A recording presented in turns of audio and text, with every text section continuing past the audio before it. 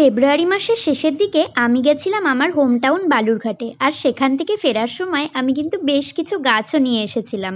যার প্রথমেই রয়েছে এই কালাঞ্চ গাছের কাটিংগুলো। এই গাছের পাতাটা অনেকটা পাথরকুচির মতো দেখতে হলেও শীতকালে কিন্তু এই গাছগুলোতে খুব সুন্দর ফুল ফোটে। আর এই কাটিংগুলো আমাকে আমার ছোট পিসি দিয়েছে।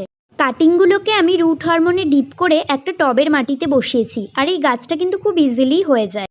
নাম্বার 2 হলো এই কলাবতী ফুলের গাছ। এটাতে হলুদ রঙের ফুল হবে।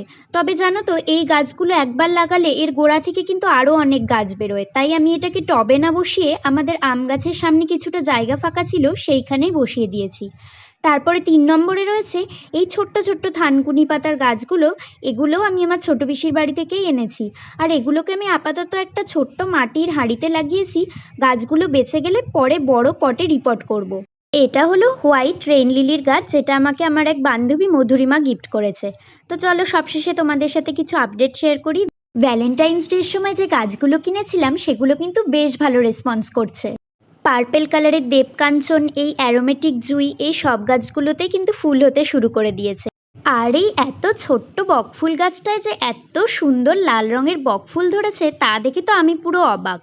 মাত্র 1.5 মাস আগে নার্সারি থেকে গাছগুলো কিনে এনে রিপোর্ট করেছিলাম, আর তাতেই এত ভালো গ্রোথ। তোমরা যারা রিপোর্টিংয়ের ভিডিওটা দেখোনি তাদের জন্য এই ভিডিওর ওপরে লিঙ্কটা অ্যাটাচ করে দেবো, দেখে নিও।